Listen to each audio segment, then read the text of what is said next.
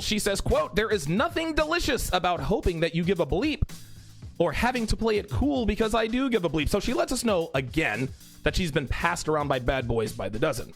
"I want to go on dates," she continues. "Yes, dates, not hangouts.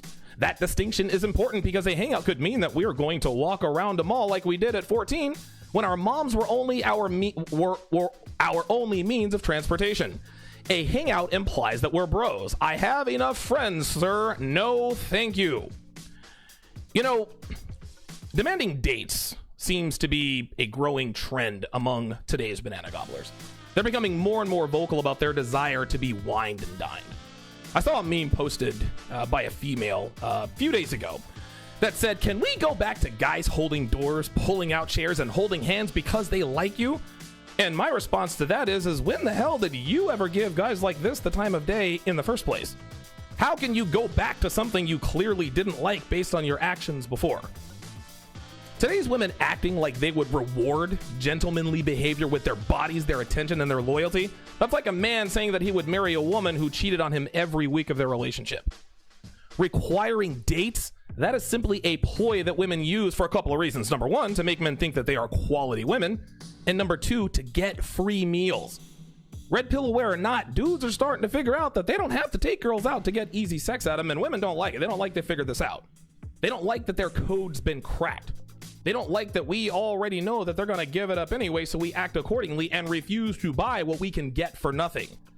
This is where the law of supply and demand has come back to bite women in their collective ass. Pun may or may not be intended, depending upon what you're into. I'm not judging. Not judging.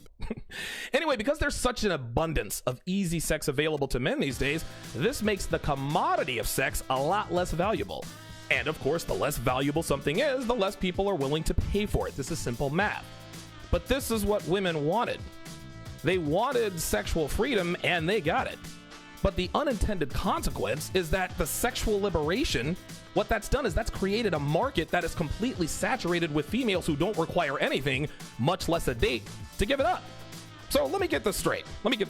This post-wall female who gave her body to hordes of men for next to nothing when she was in her 20s, which, by the way, was the time she should have and could have required more, now wants men to take her on dates before she sleeps with them? She wants men to pay more for something less valuable when she gave something more valuable away for free? Dude, get the hell out of here with that. Men ain't paying for something that everybody's already gotten for free. So here's lesson number 2, and this one's for the ladies. Ladies, if you want men to take you on dates, then stop sleeping with men before they take you on dates. Understand this, ladies. Wanting to have sex doesn't make you a banana gobbler. Being horny doesn't make you a cucumber connoisseur. Getting aroused by a guy doesn't make you an eggplant enthusiast. But acting on your sexual desires every time you get the itch does. It's not a sin to want to have sex. You're human. It happens. It's how you're designed. But not showing temperance in the face of temptation every single time does not make you deserving of dates. It makes you deserving of something else that starts with the letter D.